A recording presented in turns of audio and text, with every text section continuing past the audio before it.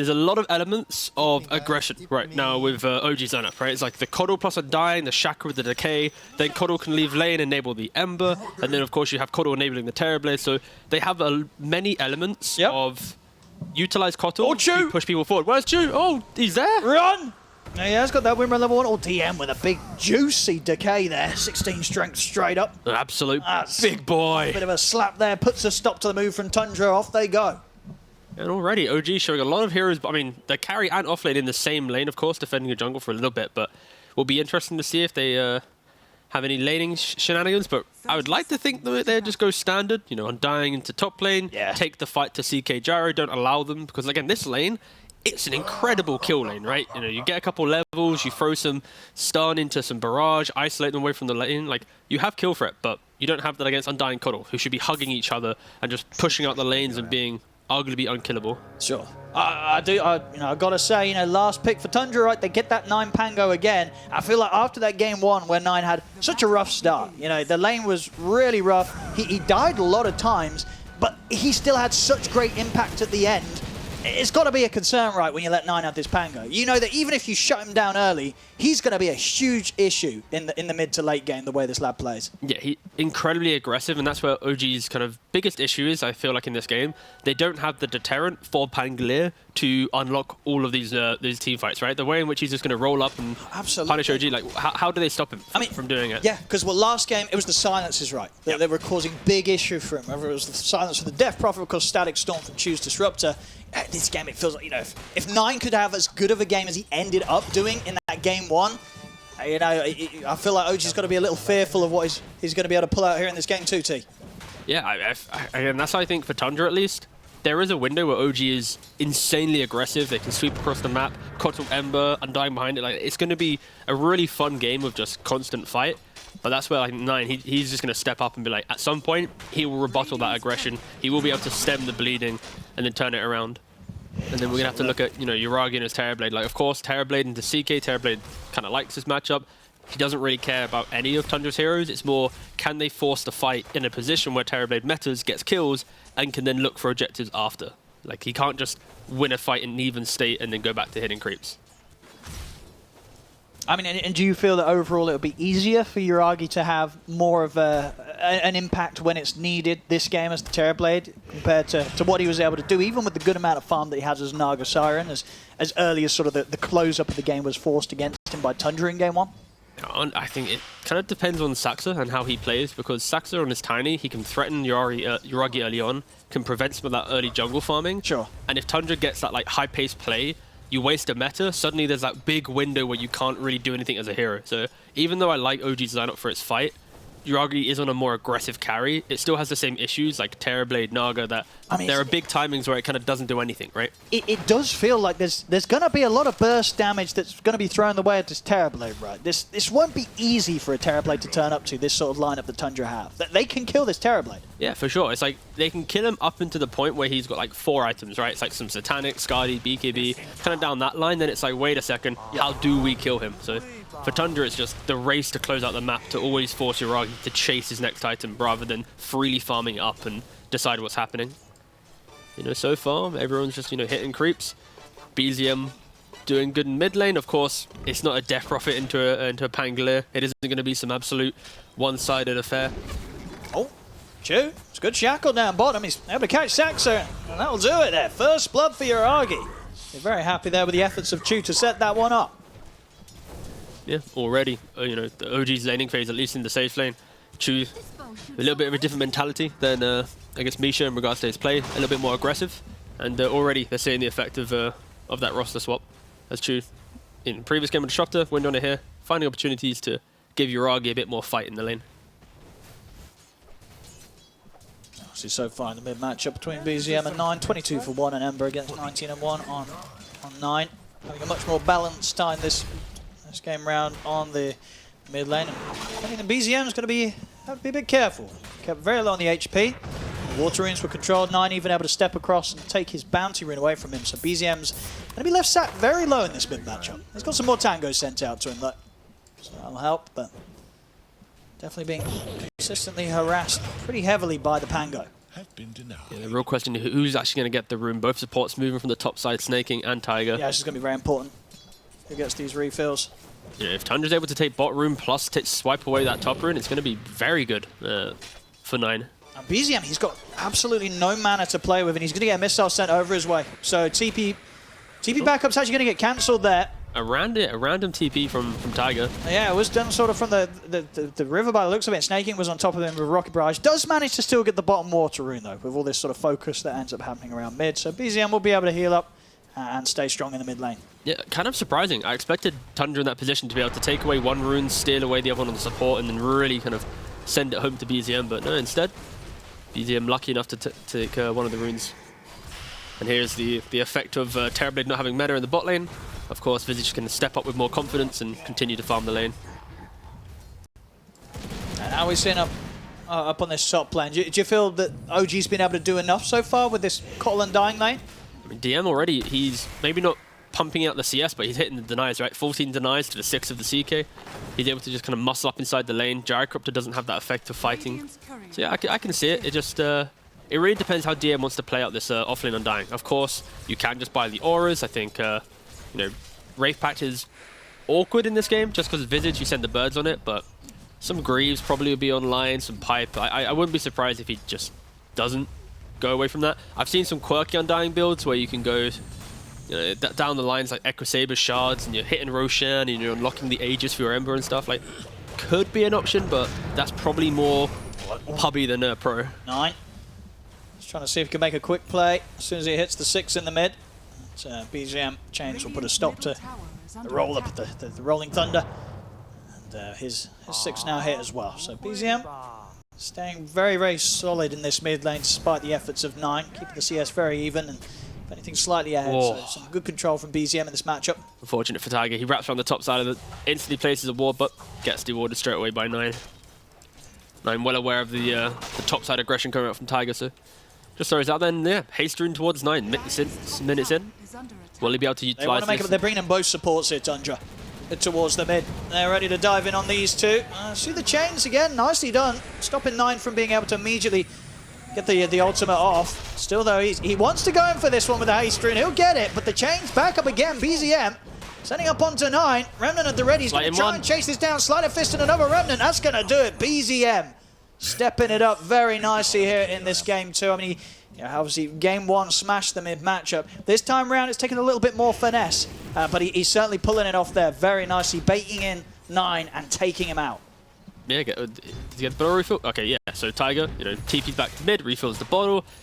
Yeah, very much an overplay there from 9, and they're the small plays that give these Embers just kind of entry to the game, right? After getting relatively, not shut down, but just annoyed, right? He wasn't able to think forwardly. Yeah, this is going to really give BZM some more confidence. He completed the phase boots, he's nearly going to have corrosion. Just these 2 items alone will give them enough kind of just damage to be able to run around, especially when you pair the Coddle with the Ember. Like Coddle, he's going 2-point chakra already. He might even get oh, actually that's a big boy stack. Yeah, Tiger. Yeah, for DM, yeah. Under-leveled, but that's because he's just been running around enabling everyone else. This is going to be very nice for DM. Should get him his 6. And look how polite DM is. He puts the tombstone on the right-hand side, so he doesn't then aggro the ancients. He takes only the hard camp. That was a very, very polite DM farming pattern there. Trying to go for a kill, Snaking. He knows that TP is going to be the easy answer for him. BZM there. just died mid meanwhile. Okay, Nasaxa coming in to help out 9, making sure they get a bit of a revenge against BZM, as BZM was starting to get a bit out of control. Yeah, he died to the avalanche and to then just perfect CC of the Rolling Thunder. Saxo seeing if he could even set up for another toss back, but Chew. Run at the ready. He's out. Meanwhile, back up on the top lane. Skidder definitely having a bit of a slower start. He's hit the 6. He'll try for a bit of aggression onto DM, but DM far too much HP for the CK to beat through right now. TP down towards the bottom. BZM, he's back on the map and he's ready to get active. So the setup onto 33. Saxo keeping him covered with the avalanche to hold him back. Still though, BZM tries to step forward. There it is. He's ready to go in deep. Jumps in with the Remnant, takes down 33. 9's making his way over, but Saxa will also get sleight-fisted out of the game by BZM. See, BZM and Yuragi probably not going to be able to commit fully in for 9. He's thinking about it. He's ball charging up. Rolling Thunder's going to be back up in 10 seconds. Yeah, looks like BZM is sort of out of fuel to keep going in for this one. I say that though, he's got one more bottle charge. He's got his eyes on 9. He's going to get buffed up here with the mana coming in. And he's ready to go for it. And again, the chains put a stop to the Rolling Thunder. 9, can he get it off? He can't. BZM in again with the Remnant and Sleight of Fist. As he is really feeling the flow here on Ember Spirit this game. Some great movements. 4 kills already across the map. It's definitely proven to be a bit of an issue for Tundra to deal with this aggressive Ember Spirit. It's so incredibly obnoxious, especially, you know, Tiger. He just pops over, throws a chakra, gives BZM the extra mana, reduces the cooldown, the slight, and the chains. Yeah. You have to respect it, especially with his build, right? He goes 4-4-0, so he maxes chains. When you're rooted, you then can't use Rolling Thunder. So there's like a 3-second window where he can pump out the damage to constantly threaten 9, especially when he's aggressively positioned, he can die. When he's even behind his tower, still with the correct amount of just damage, he can die too. So yeah, I like the fact that BZM, after mid lane, he just parked himself bottom. He's like, you know what? Let's not give Tundra any he's capacity ready to go play again. this side lane. This bottom lane is not a safe place to be for Tundra right now. It's impossible to play right now. Like, the fact when you put your mid and carry in the same lane at minute 10, 9 times out of 10, they got to get booted out. Like, it's so hard. And yeah, Yuragi taking the Tundra's offlane tower so early on. 2k lead to OG. Yeah, Once again, just making those early game moves. We saw obviously last game, BZM also have a very solid start in the Death Prophet. He's already running top, mate, look. I mean, yeah, he's this smoke and a haste rune. I mean, they've got their eyes on 9. A little bit of indecision though, going up, going down, can't really decide where they want to go on the map. See if they can maybe go for Skeeter. He would be the big kill to get right now. So he's already having a tough start in this top lane. Yeah, and unfortunately for Tundra, they actually scanned this area of the map in OG. They were just a little bit patient. Saxon quite able to get the toss back on Tiger. As Tiger ducks into the tree line. Their eyes on top. Looks like with the smoke, BZM. He's got to do something. Quite find the action that he wanted to. Smoke comes to an end, but he'll put the haste rune. He's ready to dive in under this tower. He's feeling strong. Gets the chain set up, and Snake King does not stand a chance. Quick Remnant. Back over towards the middle of the map. Still have the rocket chasing his way. At the same time, 9 and Saxa, they're looking for Yuragi, but they know that TPs are going to be coming in. So 9 won't continue to sweep through the tree line with the Rolling Thunder. Saxa getting left behind, tries to save himself with a toss, but they'll get the kill, and BZM, he's made his way over from the mid lane. He's in with the chains, 9, he's going to go for the TP out. Ow. He's going to make it. Gets away just in time before the Sleight of Fist was back up, so this time 9 will survive. This is some really annoying Dodo OG's playing, because not often when you take the enemy offlane tower, does the carry then also stay in that position of the map and continue farming there. It's like Tundra, when they lose their tower, it's like maybe they concede, but no. They just continued fighting. 33, he pokes his head up for a split second. Guess who's already there? He's there. This is such a disgusting combination. Yeah, him and Tiger, they are just ruling the map right now. Let's see if Tundra can put a stop to it. I'll try and get themselves on top of BZM, but BZM's got backup.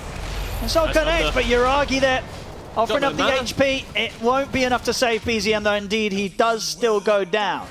So Tundra finally able to put an end to that pesky Ember Spirit. So have to be a bit careful how they step up towards Yuragi. 9 left very low. Chu maybe seeing if he can look for the snipe onto 9, but they're into the trees. Saxa turns with the avalanche. Yuragi stepped up pretty far. The familiar stuns are there. 9 is ready with the Rolling Thunder. He's going to be able to chase down Yuragi. And Yuragi maybe sticking around a little too long there. Completely underestimated the fact that Tundra, they were ready to fight back. As 9 moves in, picks up a second kill. Chu, he'll make it out with a TP away in the tree line. That's a little bit sort of the same issues that we saw OG have in that first game. They get this lead, but sometimes some of these fights, they take them when they really didn't need to, T. Yeah, I mean, you got to respect the attempt of aggression from Yuragi, but standing his ground, popping that meta, then trying to chase down into multiple heroes, it was overconfidence. It was playing a little bit too far, especially when you look at DM, right? He's completely crushed top side in regards to CS, 89 for 15. You compare that to the 14-11 of the Visage. Like, DM's having an incredible game. You could argue that OG, after taking that bot tower, if they just move the map around, push Undying to take those fights, the story would be a bit different. Imagine Undying frontlining here, Ember Kotal behind him. Like, it's going to be so hard for Tundra to fight. So I think maybe they're playing the wrong cause at this point in the game, but after that engagement, you already see Yuragi sit back in the jungle, and OG will probably shift how they're playing the map now to actually utilize the network that they've built up so far. Let's see what the plan is now. 9.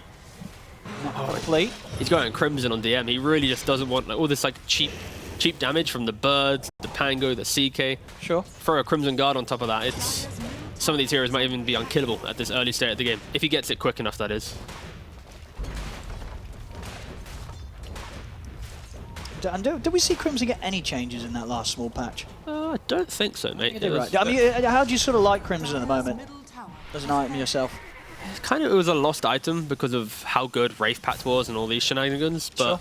I think in those rare games where you have a lot of instances of damage, Yeah, there's still a lot of value to be had. It does help, and especially when you're playing like an Undying in the core role with like this max decay, you kind of farm quick enough that you buy it like pre, let's say, 18. So like as long as you utilize that 18 to 25 minute mark where it's like, look at my Crimson, I'm unkillable, and you take over the map, like I can see it being good, but it's a very hit and miss item. Like if you don't take over the game with it, it's like, I just have a Crimson. It's kind of whatever. Let's see what we get going next. As you can see on the odds provided to us from esportsbet.io. Pretty close right now.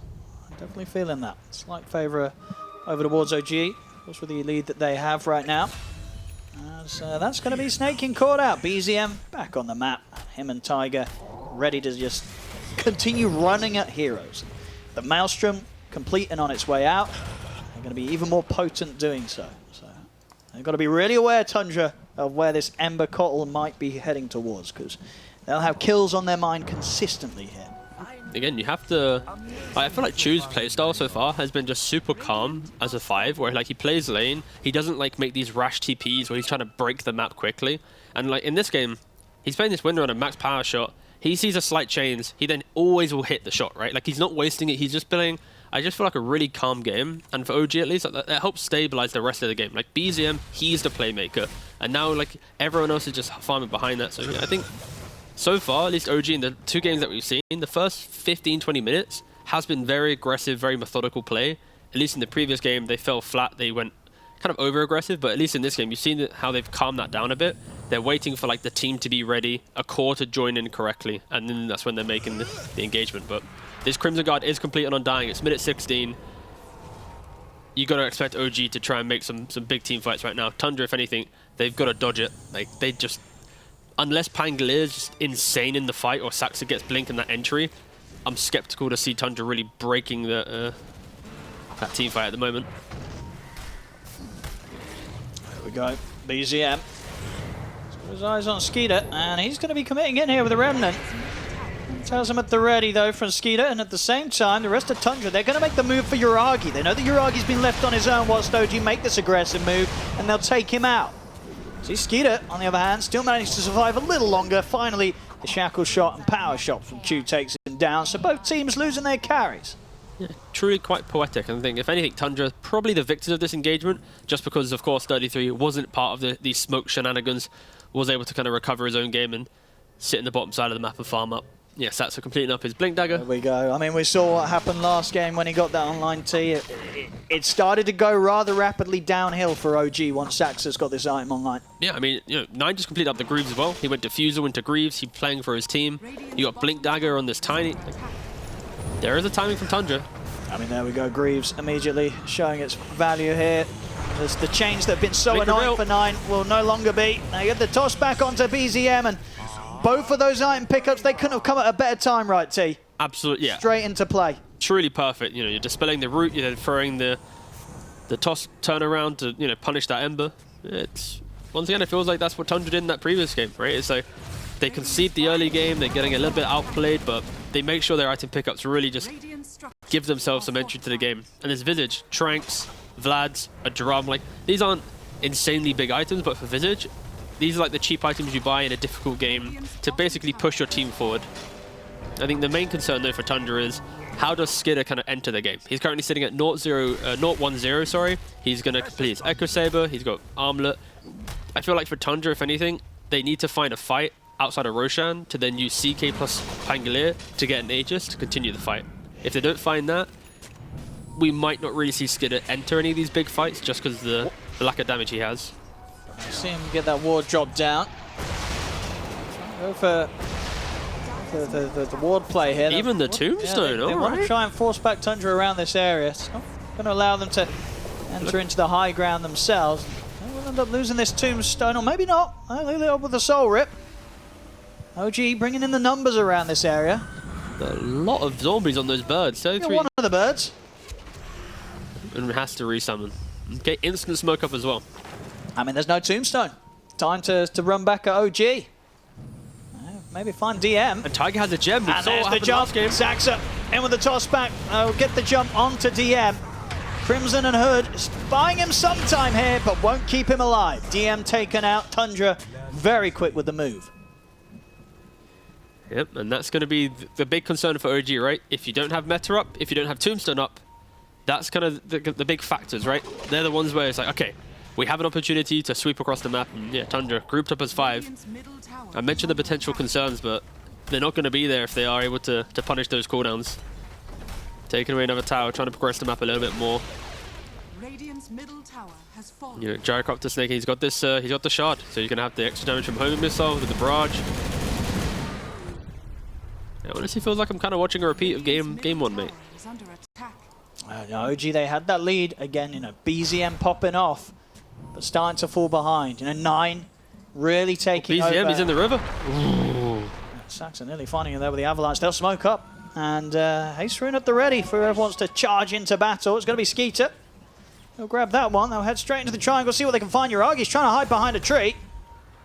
Nice blade cancel there. For the rest of the team, smoked up behind him. OG, they're thinking about going for a fight themselves here. See what they can get a hold onto. They're looking towards Saxa. Shackle shot for Chu won't catch on. Chains, trying to be onto the 2 familiars. They'll kill off one. Won't be able to get the second one quite yet. Do get that missile stun off, and in fact, Skeeter's thinking about following up onto the Ember Spirit. Saxon's in with a jump. They're able to burst through BZM. They'll take him out. The tombstone's down, but Tundra, they'll quickly remove that from the fight. They surround Yuragi. Yuragi trying to stand his ground. He'll get the Sunder off to get himself back up to full HP, but they've lost BZM, they've lost Chu. They'll bring down Snaking, but Yuragi's just surrounded here by Tundra. Saxon's back in with another toss. There's a triple kill for 9. 4 dead on OG. As just a rough fight there. You know, OG, they try and get back in on the action. But sort of the amount of stun control, and again, 9 just popping off completely this match at a much faster pace than he did in game 1. And he didn't look half bad in the second half of that game 1. He looked fantastic there as well. Now move into Roche. This is going to be theirs, T. But yeah, if we just look at the replay, you know, Ember gets hit by the homing missile, instantly just caught off by Skidder. Saxa, I think he has just played so well in this series, in this tiny, waiting for the perfect moment to go in. And yeah. OG, in these engagements, they can't retreat, especially from the chase down of these heroes. They have to lock themselves into this scrappy battle of the river and hope they can get the lead. And yeah, you can't, especially you mentioning 9. He's just cleaning up the fight. And just look at Tiny's position that entire time. He jumps in, kills Ember, he then goes back into the Roshan pit. He sits back, he chills. He sees an opportunity for another core kill, he then goes back in. Like, he's not just walking around the fight, trying to get some right clicks. He's just waiting for the big And here he goes again, Saxa. Another big pick. I mean, it really does feel like if Saxa gets his blink at a decent time, good luck. Insane. Good luck against this lad. You know, there's a reason why, you know, Tundra, they'll open up their drafts with this hero. Saxa just, having complete control of the game with his moves. I feel like it's 9 and Saxa in tandem. These 2 players are just unlocking these fights, and I don't know. I keep saying unlocking, but it's fine. Yeah, it happens. But the point is, they're doing well. Skeeter. For a cheeky grab. DD really ready, but won't find anyone. They'll go settle for the tier 2. I mean, they got the Aegis, right? So now he doesn't have to go BKB. He can now go even more aggressive. So he's got this blink. So it's Kotal that's playing on the fringe of the fight, throwing out these chakras, trying to like enable. If he even shows for a second, he's going to get completely 100 to 0. Same thing with Windrunner. She doesn't get the Windrun off. Yeah. I mean, even for some of these cores, right, for Yuragi, you know, he's nearly got the Skadi, but even with the Skadi and the Manta, I don't really see how Terrorblade can stand in the midst of a fight that Tundra brings towards him. Like, how does Yuragi stand and do the damage against all these heroes jumping on top of him? I mean, normally this matchup is Yuragi has like 1 item ahead, and Pangolier doesn't have 14,000 net worth. In those scenarios, then Terrorblade can stand his ground, but because you've got, what is it, Diffusal, Mouse... BZM? Oh, he's out. Oh my goodness, that was close. Is he gonna... They might... No, he's fine, he's fine. He's good. He's out of there, but he's got to be careful. I mean, BZM, it's been... Yo, wait a second, hold on. Snaking had a 4-staff, so potentially could have 4-staffed the bird to then drop to then get the stun. Can't you still 4-staff the missile You could also do that, yes. I was just trying to be big brain for a second. But yeah, BZM, he had such a good start, T, but the difference now between what him and 9 are able to achieve, it's pretty huge. 9's just leaps and bounds ahead. Yeah, it's like with, again, it's the comparison of like heroes that need levels to heroes that need items. And like Ember is a hero that needs levels early on, but then instantly you get to a point where it's like, I need my BKB.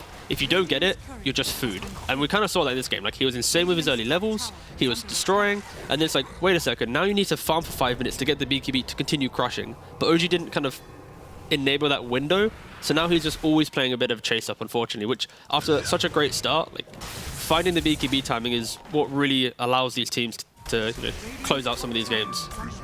But he's going to have the BKB complete now. Okay.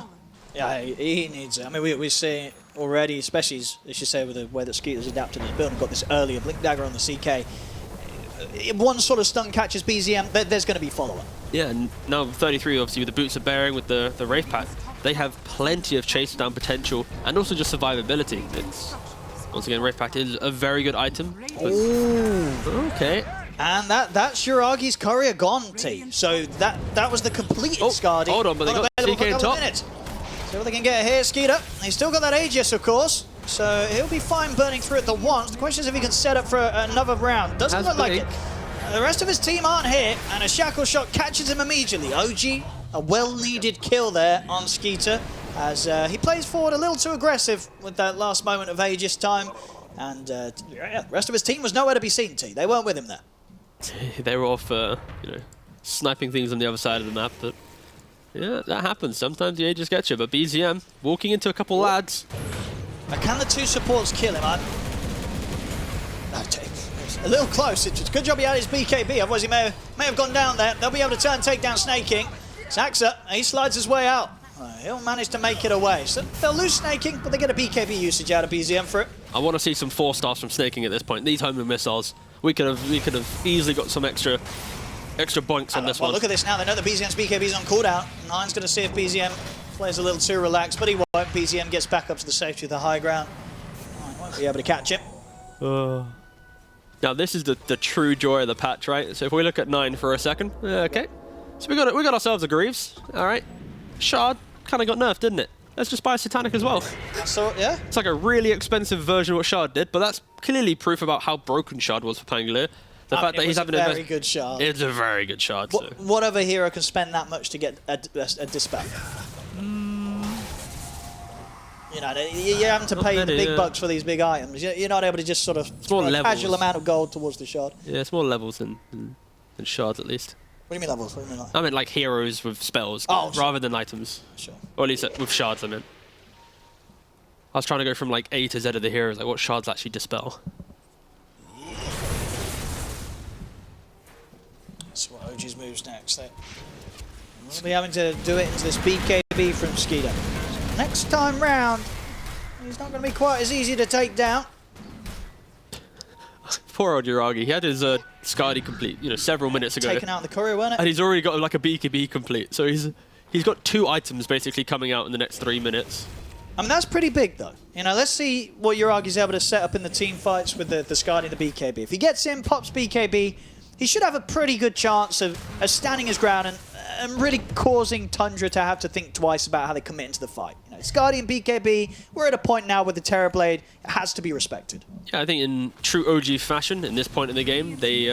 I feel like I said this in the first game, but this is where Chu needs to somewhat step up, right? In game 1, it was this Disruptor with this Ags. In game 2, they don't have the perfect lockdown, but if you hit these 2-man shackle shots, if you place these Gale Forces in the correct position, that will be just enough, isolation to enable Terrorblade to stand his ground and take the fight. So he doesn't have a blink, of course, it isn't his quick buy down the line, but I feel like it's like if you hit the shackle, if you hit a good route, if you get a good tombstone positioning in a choke point, maybe OG can do it, but for Tundra, they are... Yeah, you got to watch out around this Observer Ward. Just slow CJ. I mean, Sax is going to be going fishing. Oh, it's there. Sentry's down. Still Saxa. He's able to get the connection with the Avalanche. He'll slide back out. See Skeeter. Turn towards DM. DM's able to put the BKB. Shackle shot not going to latch. Skeeter's forced back to safety here by Snaking. Will feel threatened enough to pop the ultimate here, Skeeter. Just in case the fight does get forced. So it won't be the case.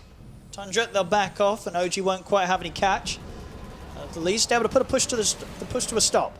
Yeah, this is the point where Tundra, you're in the lead, so you force your opponents back to the base. You don't allow Terrorblade to sneak out on the map and start skipping waves. It allows you to slowly grow your own net worth lead. And then when you have that, you then position yourself for Roshan. So yeah, Tundra force top, retreat, play on their own vision.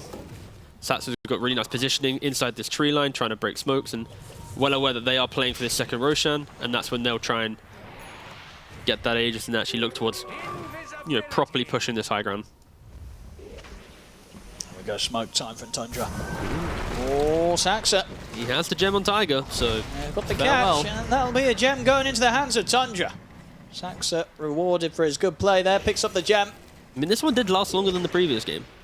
I mean, Wait, how many minutes was game one? I mean, the gem got brought out on a current insta-die. I was going to say, yeah. I don't mean the actual game. I thought you meant the game. No, I meant the gem. You're like, well, at least it's going a bit longer. It's not that bad. It's the first game in the the second series in the DPC Western Europe. What was game one? I'll check it out. Game one was 36 minutes. Oh, well. 9 minutes in on this game two.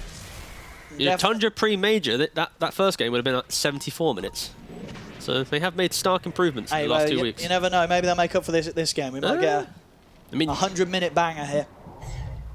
Yeah, actually, did any of the tier 5s get any buffs or nerfs? Let me double check. I don't think neutrals got changed at all, did Yeah, not really. Did any of the neutrals get changed? Double checking, don't think so. None ring a bell, no.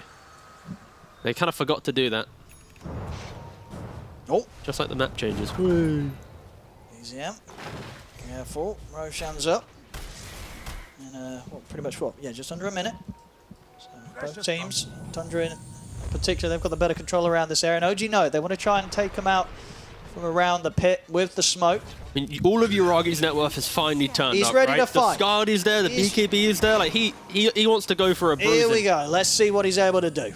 Terrorblade ready to participate. 30 seconds for Roshan to respawn. Whoever wins this fight should be able to claw themselves into a very good position. So OG can, they can start the comeback, but it has to be with a well-placed, and observer into fight. And what's sort of the game plan here for Tundra? Get that BKB meta popped and then get out of there? Try and bait it out of him?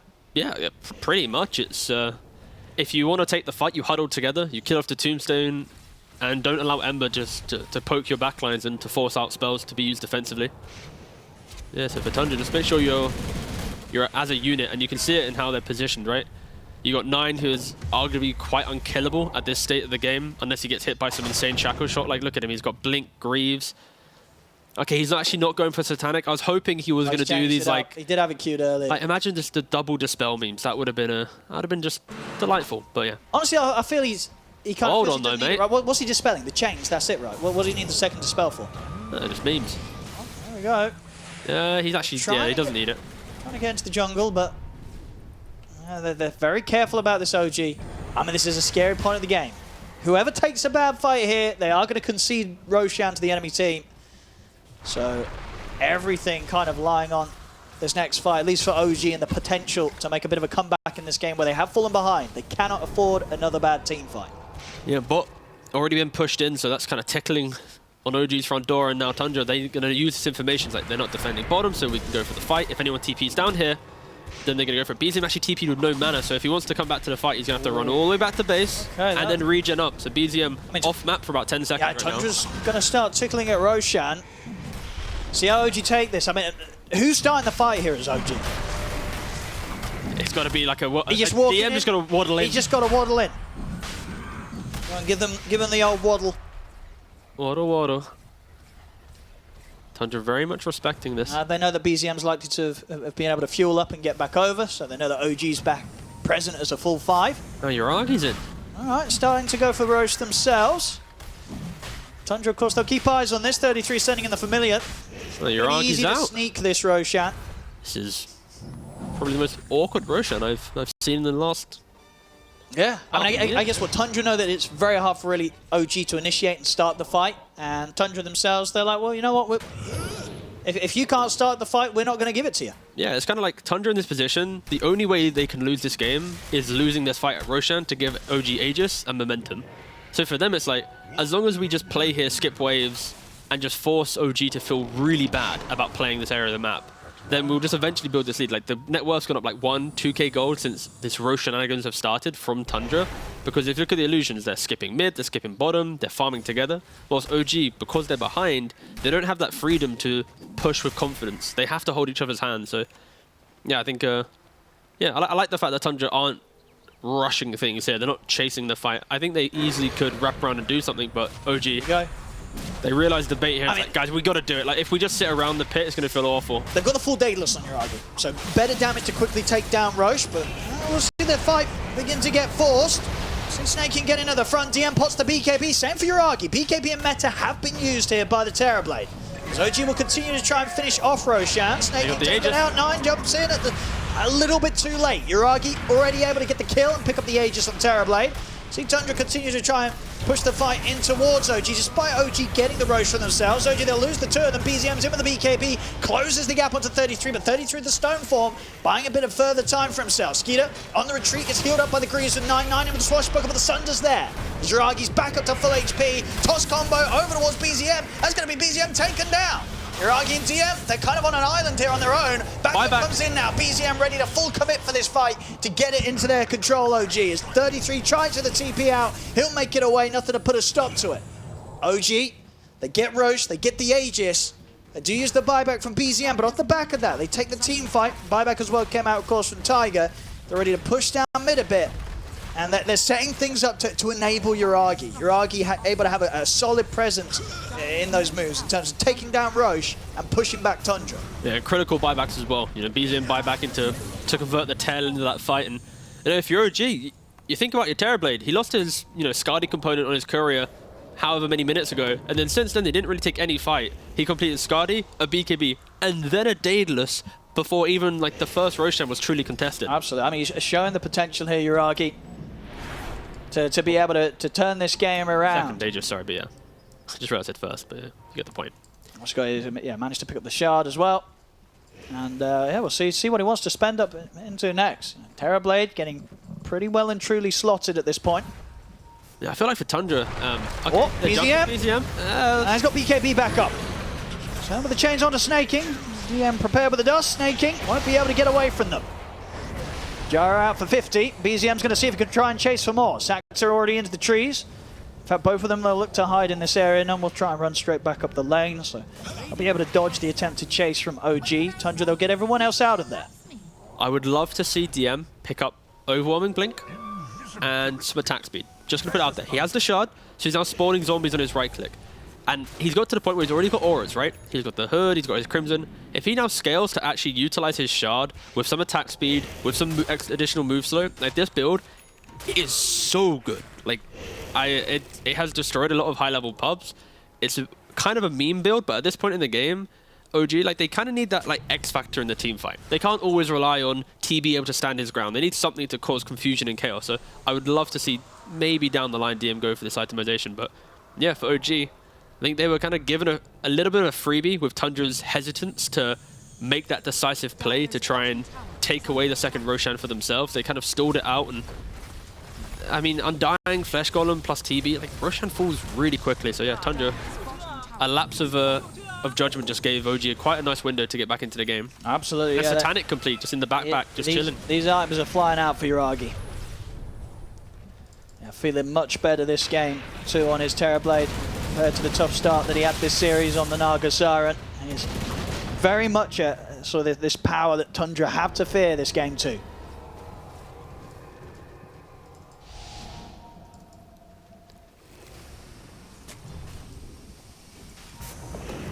I feel like for Tundra at least there's, you got this heart on the CK.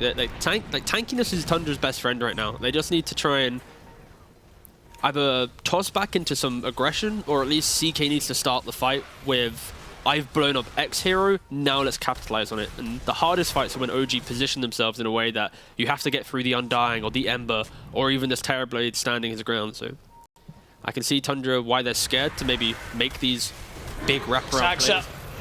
Well, step underneath the wall vision. He's indeed able to get up to the high ground, but the dust will catch upon him. And the shackle, it's there from Chu. So Saxa caught outside of the base. We get a toss combo off, but nothing to threaten the tankiness of Uragi or DM. Saxa out for a minute. Dire's bottom tower OG straight up to the high ground. And they're ready to Get some damage done into the base. 40 seconds left on the Aegis for Uragi. Instant Satanic, heal back up. Get rid of that disarm. I just do love how annoying this Gyrocopter rocket is. So it's quite an amount of damage you have to respect. Send it up onto Uragi the once. Nice man to dodge. The Glimmer allows him to reset. And the disengage.